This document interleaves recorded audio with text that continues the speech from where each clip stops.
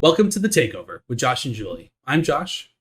And I'm Julie. The Takeover is where we answer your important student questions, discuss campus culture, and really try to provide you with relevant information on topics that we think are going to help you succeed. Hey, Julie here. You can find me in the Welcome Center. You can chat with me on the Welcome Center chat or via the PVCC info email. And like I said, I'm Josh, and you can find me in the Contact Center. You can reach the Contact Center at 602-787-7000, where we're always there to answer your important questions and get you the answers that you really need. On our first episode of the Takeover, we'll be going over how to connect with our disability resources and services and the amazing tools they have to offer with our really great colleague, Elsbeth Pollock. From there, we'll go over the many ways to connect with our academic advising team. We will also have some great questions from our students. Let's get started.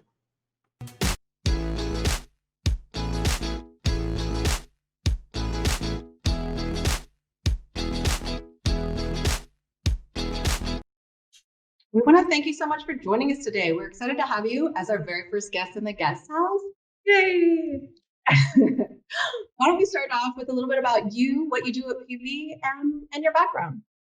Definitely. So my name is Elsbeth Pollock. I am the manager for Disability Resources and Services at PV, and I've been in this role since last January.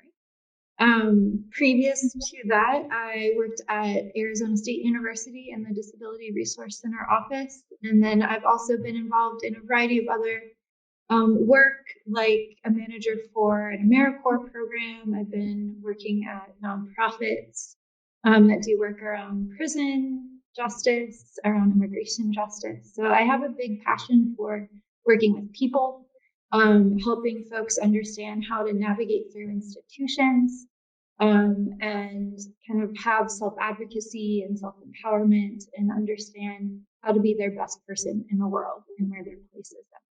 And so I love the work that I get to do with disability services because I get to do a lot of that with students, and talking with students, helping them figure out what higher education and college is about, where they fit in, and how we can make it a little more accessible for them through our office.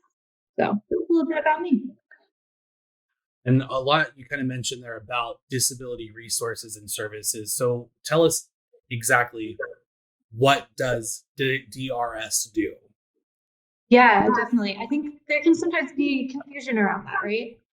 So a lot of what we do is we meet with students one-on-one who have a diagnosis of a disability, and then talk with them about what their educational experience has been, what barriers or impacts they faced because of their disability in participating and accessing their education, what accommodations they may have had in the past, and then figure out what accommodations are going to be most supportive for them and most reasonable for them in college. And when I talk about accommodations, what I'm talking about is kind of changes to the educational space, whether that's in testing or how a student is accessing a textbook or how a student is able to access a lecture. So some students may have a difficult time taking notes in a lecture because of attention difficulties or because they cannot hear what the lecturer is talking about, or a variety of other reasons. And so an accommodation is figuring out what can we do to make it so that that student can access it and can participate and can really show what they know and be fully involved and included in that class. And so a lot of the work is working with the student, working with faculty, and figuring out, sometimes creatively, often collaboratively, about what that's going to look like. And that varies based on the student, that varies based on the class, it varies based on the instructor. So it's a lot of one-on-one kind of intentional creative work that we do as an Awesome. Okay. Can you tell us a little bit about why a student would go to the DRS office? Yeah, definitely. So there's a lot of reasons. Most common, I would say, is a student may have had an IEP, an individual education plan, or a 504 plan in high school. So they were assessed, evaluated, diagnosed, and had accommodations and modifications and support in high school because of a disability, and know that they need that going into college. And so oftentimes students will come and meet with us, and we may not be able to put the exact same accommodations that were in place in high school, but that's a helpful resource for us to know what a student might benefit from in the college setting. Other reasons, might be that a student has a recent diagnosis. So, for example, kind of the 18 to 24 age range is when a lot of different psychiatric disabilities are often diagnosed for students. So, anxiety, depression, bipolar disorder. And so, there may be a new diagnosis in that way for a student. And our office supports students with psychiatric disabilities in figuring out reasonable accommodations in that. A student may come to our office if they have a chronic illness that affects their ability to participate in class. And oftentimes, again, that may happen in the middle of a semester, or a student may start getting symptoms and be trying to figure out what the diagnosis is, but they know that it's impacting their ability to participate and be involved in class. And so those are instances when we need support.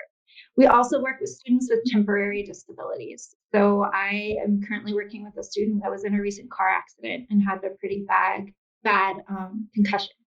And obviously that's going to impact that student in terms of working on a computer, in terms of typing up essays, in terms of really doing any work at the moment, because anything's going to affect the brain. And so we can work with the student and the faculty member to see what options are available for that class and how to best support them as they're moving forward. So really anytime a student is having kind of an educational barrier that's related to a disability, we are there to support and try to figure out the best solution possible. And you talked about accommodations a couple times throughout this so far. What are some of the accommodations that actually are available to students? Yeah. So we try not to give it as like a menu for students, right? Because we don't want a student coming in and saying like, I want more time on tests and I want to be excused from class and I want all of this, right? But I think it is important for students to know what some of the areas are that we can support. So one of the biggest accommodation areas is around alternative testing. So that might be additional time for a test. That might be a quieter testing environment. That might be a different format for a test, or being able to use assistive technology on an exam, and on, right? Because again, every situation is different. So I may have thought I knew of all the testing accommodations, and then I might meet with a student and figure out that we need to do something. So testing is a big one. Another one is alternative formats. And so that means that there may be students that, because of the way a textbook is set up, like a physical textbook, they may need that in a different format that can then be read aloud to them. And so that can really help students with different learning disabilities, dyslexia, or students that are visually impaired or blind.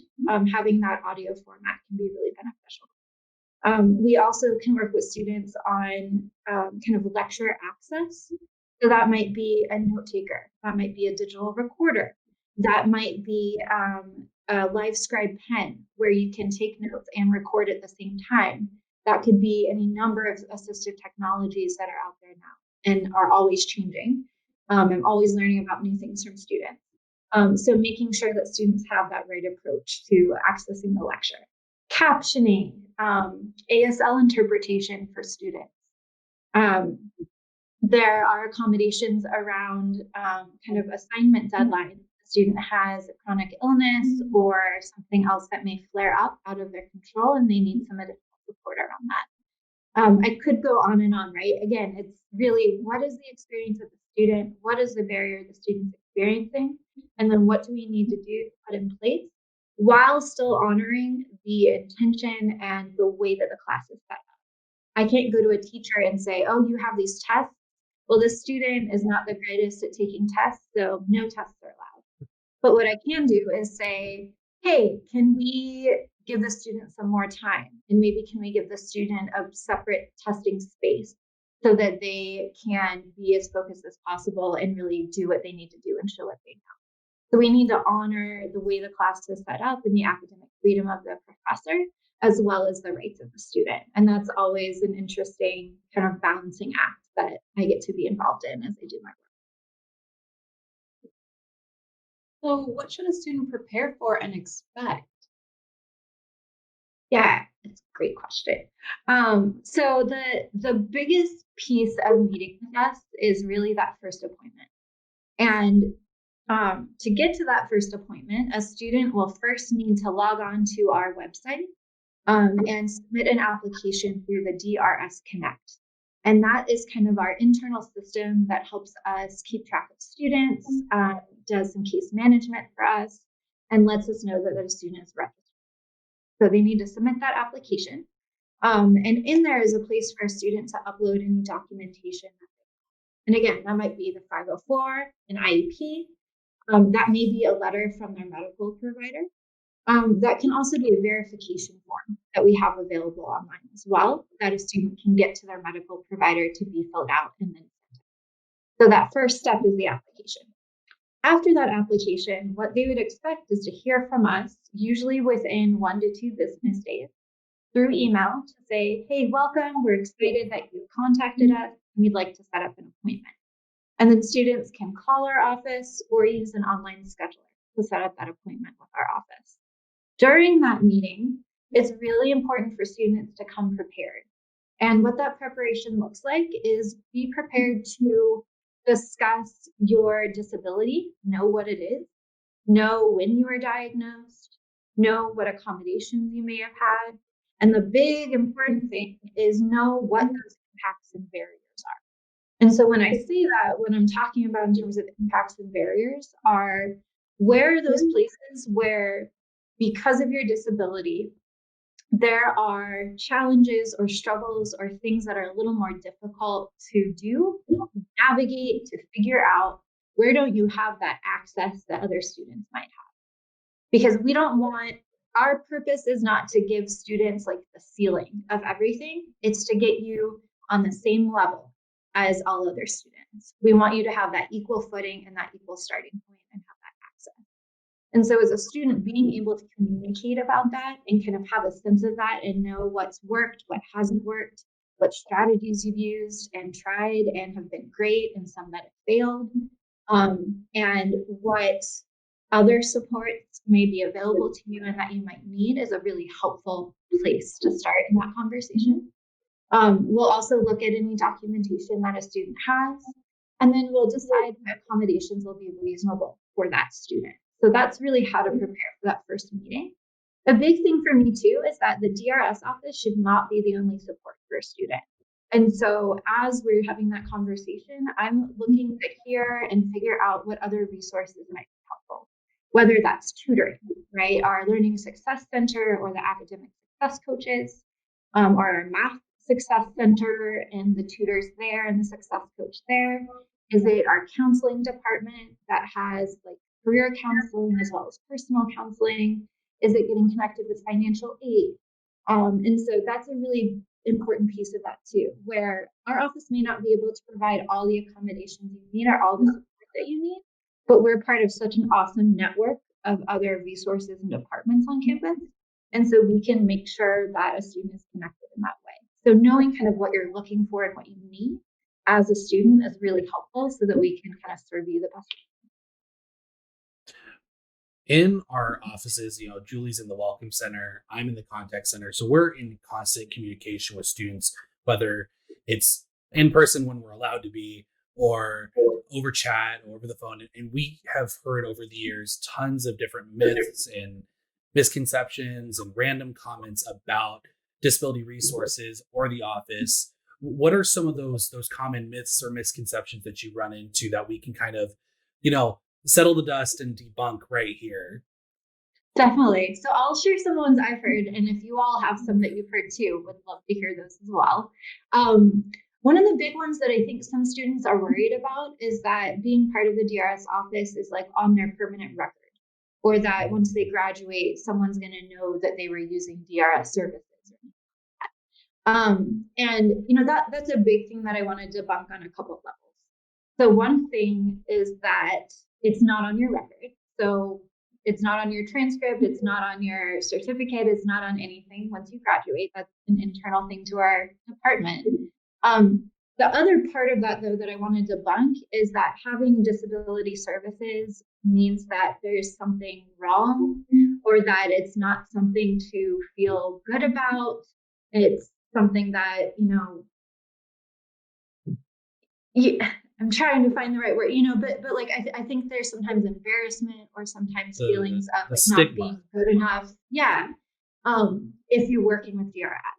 And that's really not the case, right? The approach I take, and hope this isn't too political, I think it is, but higher education in college was set up for like white men who wanted to be pastors, right? And obviously now we have so many more people that are part of higher education. But that doesn't mean that the systems and the processes and the way the institution has set up has really evolved. People evolve a lot faster than the systems and institutions do. And so because of that, we are not in the best place to support students with disabilities just from the start. And so that's why disability services exist, is to help change that so that students can be included and can be involved and can do awesome stuff that they want to do. And so our office exists to support those students as their whole people and the awesome people that they are, and recognize that our institution is not fully set up to be accessible yet. And so we're not saying anything's wrong with the student. It's we want to change some things in these classes in the institution so that it can meet the needs of the student. So that's one of the big things I'd want to debunk for students. And I think that's hard though, because societally we don't see folks with disabilities out and about often or celebrated for everything they've been able to accomplish with their disabilities. And so having that conversation, that space with students is always really important for me. Are there any specific ones that you all have heard that have been interesting for you? I think one that comes to mind a lot are individuals who struggle, and maybe for one reason or another, for themselves or within the family, they have self-diagnosed and never received an official diagnosis, and they run into what they perceive as barriers when they can't access DRS. Just to clarify, because of what we do as an institution and what your office does, you do need an official diagnosis to receive official accommodations. But that's not to say that we as a school still can't help individuals who are running into issues in access, right? Totally. Yeah, for sure. Right. I think anytime a student has an inkling that there may be a disability or a diagnosis or something going on, it doesn't hurt to get in contact with my office, because we can have that initial conversation and figure out what might be happening. Not in terms of making a diagnosis. So I can't make a diagnosis, but I can hear there's something going on and I don't have full access, but I'm not sure what's happening. And I can have a conversation and say, hey, I know of some folks that can do an evaluation. Or it sounds like some tutoring may be really helpful. Or it sounds like this assistive technology that is free for any student to use may be really supportive for you right now. And let's see if we can get you evaluated and if there's some kind of diagnosis there. And then let's set up another time to meet and kind of see what that professional has to offer to us. So I don't want a student to feel like just because there's no diagnosis, there's no support for them. There definitely is.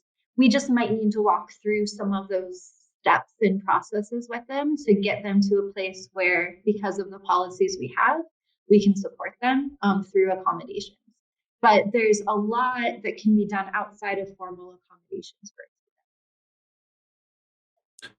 The only other one that I've heard, and Julie, if you have some as well, jump in. The only other ones that I've heard are the expectation that students who had certain accommodations in high school being able to receive the exact same accommodations in the college setting. And I know that there are actually some significant differences. Can you touch on any of those? Yeah, definitely. I think that's a really big challenge for students coming from high school to college, and parents often coming from high school to college too. So one of the big differences, and this is kind of outside of accommodations, but in kind of K-12, parents are very involved, or can be very involved, in setting the accommodations and joining IEP and 504 meetings and really figuring out exactly what the student needs.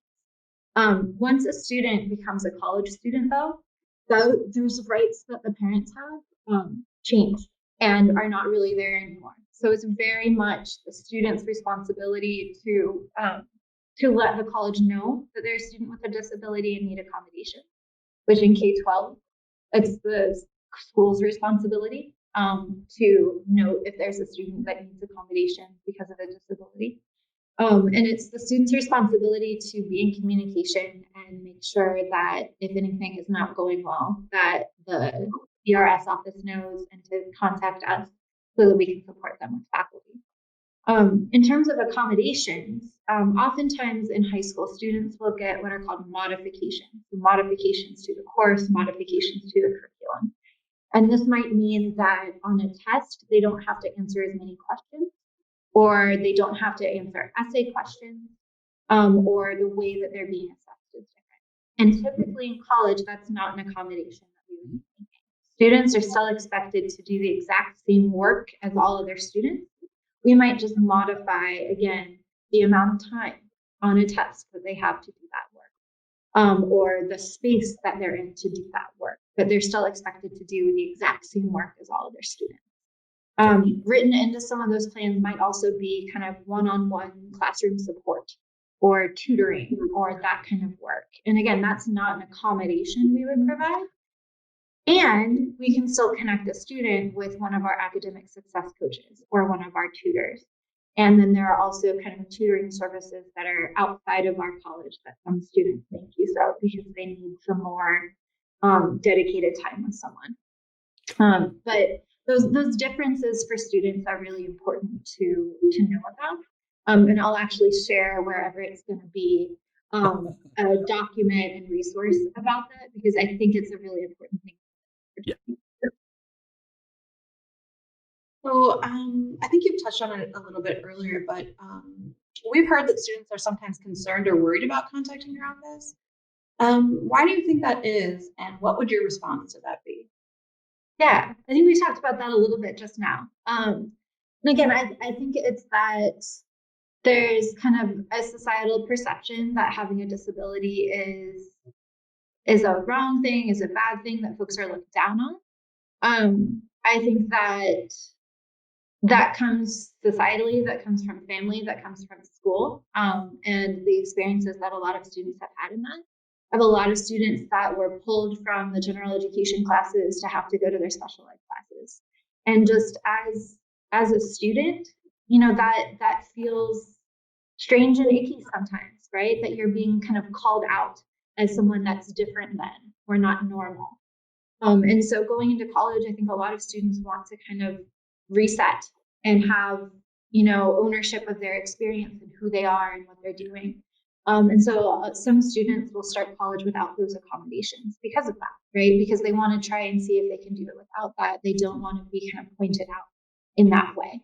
I would say that in my experience, college does a better job overall of not pinpointing a student out because we don't have like the gen ed rooms and the special education. Everyone is in class together. The times when a student may be called out, if you will, is if they're taking an alternative test with extra time or something else because they won't be testing in that same room. But students do that for all kinds of reasons, right? They may be sick that day, or they may have accommodations, or they may have figured out an alternative with the instructor. So it doesn't mean that a student has accommodations or a disability because they're not testing in class that day. But I think that's a big thing that students run into as well, is just wanting to have that ownership and kind of new identity in some ways from what they may have experienced. Well, we really, really appreciate you being our first ever visitor in the guest house on our first ever episode. It was really exciting. Julie and I always love just hanging out with you in the office, and I know we can't wait to do it again one day. Before we sign off here, is there anything else that you just really want to put out there, or any message you want to give to your students or any of the students at PV or our staff and faculty? Yeah, just that We believe in you and we know that you can do this. Right now, especially, it's hard, right? Like this is not what anyone expected to be doing in December this year, right? Like we expected to be on campus with each other, enjoying this holiday time. But I know that all of our students at PV can do this and have shown such dedication and resilience in getting through these classes in this difficult time. And that we are here for you. Like my job is literally to sit here and talk with students and make sure we're doing everything within our wheelhouse and power to give you access so that you can be successful. That's our job. That's what we are paid to do, and that's why I love doing this work. And so please don't ever hesitate to call us, email us, to set an appointment time so that we can hear what's going on, so that we can celebrate with you, so that we can figure out resolutions to difficult problems. That's what we're here for. That's what I love doing. And I know that the two of you are here to do that as well. And so make use of us. You know, that brings a lot of joy to be able to do that. Awesome. Well, thank you so much again. This has been really, really enlightening. It's always even an educational experience for us because we try to know everything, but we definitely don't. And being able to have these sessions like this are just as good for us as it is for the students. So really, thank you so much. Definitely. Thank you guys. I'm really excited to be the first person in the guest house. Our next segment is called What You Need to Know. In this segment, we hope to offer you tools and resources to help you navigate your college experience. On this edition of What You Need to Know, we're going to show you the awesome ways that our academic advising team has made themselves available to you. As a new semester draws closer, oftentimes you will wonder what classes are on your plan that you need to take next. At PVCC, we have many options available for you to find out. Whenever you have quick questions, our advising live chat is available during business hours. Here, you can quickly get the answers you need without the need for any appointment. The advising chat is easy to find. Simply go to paradisevalley.edu/students/advisement. Then scroll down until you see Chat with Us. Click on the Chat with Us icon located inside the advising chat card. Just sign in and someone will be right with you. If you're just looking for some quick recommendations on your next semester's classes, our virtual walk-ins are perfect for you. Here, you can get into a brief virtual line and soon be seen by one of our advisors, all from the convenience of your phone or computer. And in just about 15 minutes, they can review and see exactly what you need to take next. The walk-in lobby is located again at paradisevalley.edu/students/advisement. You should see this towards the top of the page and click on the blue button that says Begin Virtual Walk-in. From there, just sign in and an advisor will help you in the order that you see. If you're ready to create the long-term plan that puts you on the road to graduation, setting up an appointment is going to be exactly what you need. Our full suite of academic advising services is here and ready for your educational needs. To make an appointment, you can probably guess where to go.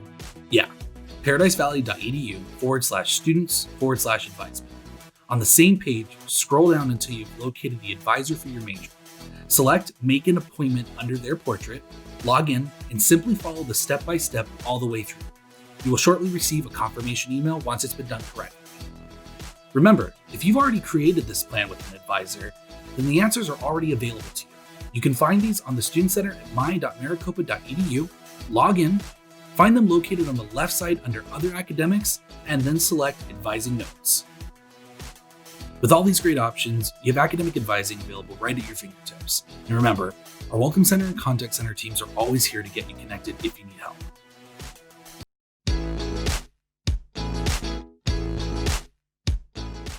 Here's what's happening at PV. As a reminder, as of November 30th, we're offering all student services online. Please keep an eye on your Maricopa email for updates. While we're working remotely, should you need to utilize our Wi-Fi services, we do have some outdoor seating available around campus. Please note, if you choose to utilize our on-campus Wi-Fi, you will be required to wear a face covering or mask at all times. Don't forget, Spring 2021 registration is open. This spring, we'll be offering live online, on your time online, hybrid virtual, and face-to-face classes. Spring classes start January 16th. Sign up for your spring classes today. And now it's time to answer some questions that we often hear from students right around this time of year. For our first question, Cindy, who is an education major, asks us, I want to register for a class that has a prerequisite. How would I enroll? All right, so that's a really good question. That's one that we get a lot. Our recommendation really is that we always say try to enroll yourself first. And you can do this by clicking on the Add a Class link in your Student Center after you log in. It's right at the top left. We always say to try this first because a lot of times you can do it yourself very easily, very quickly, and very efficiently. But in the event that you receive an error, we just say call us or chat us or email us, and we've got the information right here for you to do so. And that really allows one of our reps to take a look at your account, see what the error might be causing, and no matter what, we can get you taken care of. Our next question comes from Sam, who is a biology major. I've just finished enrolling in my final classes that I need to finish my program. How do I apply for graduation? That's a great question, Sam. You're going to want to visit our website at www.paradisevalley.edu/admissions. Then click on the forms in the upper left-hand corner. Then click on graduation application. You will then need to sign in using your MEID and password. Once you submit the application, it will be sent to your advisor who will upload your check sheet and sign off to be processed. If you have great questions you'd like to ask, please reach out. We might even feature them on a future episode. You can call us at 602-787-7000. You can chat us on our website, and we're always responding via email at pvccinfo@paradisevalley.edu. Make sure you follow us on Twitter and Instagram under pvcc_official. Don't forget to like and subscribe so you can keep updated. Also, please share this video with your friends and colleagues. That way we can reach more students and keep everybody as informed as possible about all the great things happening around the Paradise Valley campus. Thank you again for joining us on our first ever episode of The Takeover. We hope you enjoyed it, and we look forward to seeing you next time. Once again, I'm Josh. I'm Julie. Until next time.